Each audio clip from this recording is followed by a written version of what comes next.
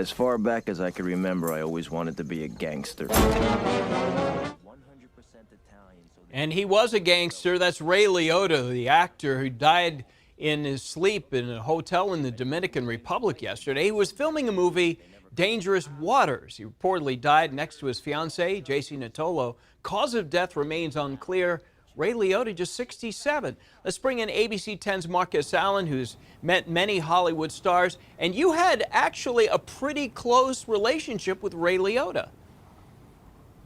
Yeah, I would say fostered by the fact that we had a mutual friend, a local TV guy, TV editor, Joe Carnahan, went on to become a huge major motion picture writer-director and owes a lot to Ray Liotta. Ray starred in his first film, Narc. You ask anybody what's Ray Liotta's best film, they're going to say, of course, Goodfellas. Next to that, they're going to say Narc.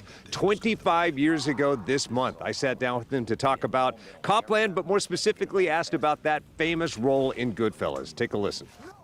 Really turned out well. What about your character did you find enticing, attractive? Well, the fact that it was a confused individual, someone who started out with good intentions, crossed the line and started doing some bad things, felt guilty about it, would drink too much, eat too much, smoke too much, and then wanted to get away from it all, change his life. It was a very interesting character to play with a lot of interesting dynamics going on in his brain. If you think about it, that describes pretty much every other character Ray Liotta has ever played. The guy was charming and kind, and like most actors, much more comfortable acting than sitting talking about himself and acting. He's going to be missed. Dead at the age of 67.